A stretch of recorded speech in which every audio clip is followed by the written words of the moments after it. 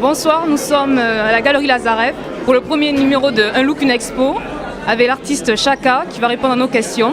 Est-ce que vous pouvez vous présenter en quelques mots? Eh bien, Chaka, Marshall Mitoire. Mon nom d'emprunt, je l'ai depuis que j'ai 18 ans. On va dire qu'ici, c'est ma deuxième exposition personnelle. Et si je peux me définir en deux mots, on va dire une dualité entre sculpture et peinture. Est-ce que vous pouvez nous parler aussi du thème de votre exposition? En deux choc, le intitulé En deux choc, pourquoi? Mon travail de fond, c'est sur la forme, qui déstructure le visage et le corps au fur et à mesure. Et l'onde de choc, c'est le prétexte en fait à aller vers une abstraction latente des corps, qui sont plus que... ça reste un propos, mais c'est plus le sujet principal. Le sujet principal, c'est la forme, c'est la dynamique, c'est le mouvement.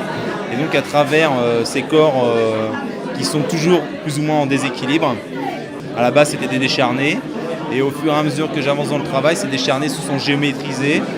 Et la géométrie, puis mon travail en 3 dimensions comme en 2D, a fait qu'il y a du répondant entre les deux. Ça fait évoluer mon travail énormément. Au fur et à mesure que le travail avance, j'épure et j'élimine, on va dire, peut-être le superflu, en tout cas ce qu'avant je trouvais nécessaire, que je trouve de moins en moins nécessaire. Il y a toujours un rapport avec les relations humaines, avec la société dans laquelle on évolue, de façon très métaphorique.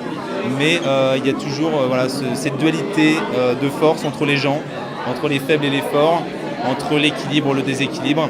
Et c'est aussi le symbole de mes personnages, qui sont une accumulation de multitudes de formes géométriques qui ont l'air d'être des super-héros comme ça et qui pourraient aussi être aussi faibles à partir du moment où si on enlève peut-être une forme, on la dégage et puis tout s'écroule comme un château de cartes.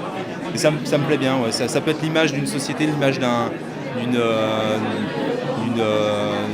démocratie, ça peut être, on peut y voir plein de choses.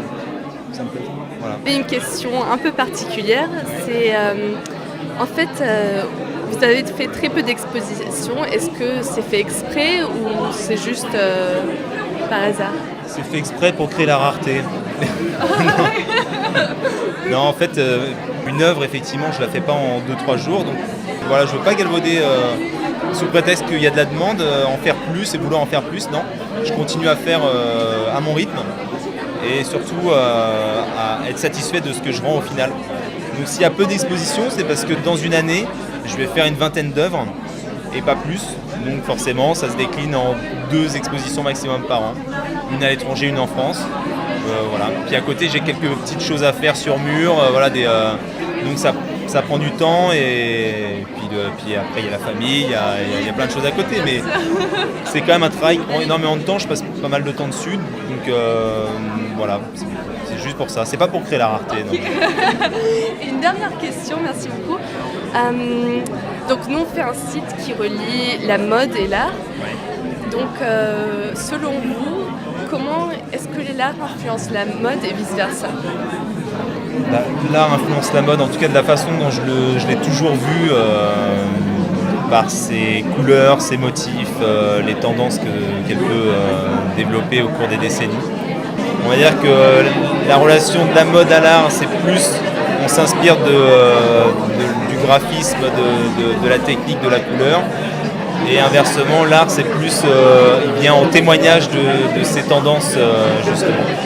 Après, moi, je suis pas un spécialiste de la mode, mais c'est comme ça que je le vois, en tout cas de mon point de vue. Merci à vous. Merci beaucoup.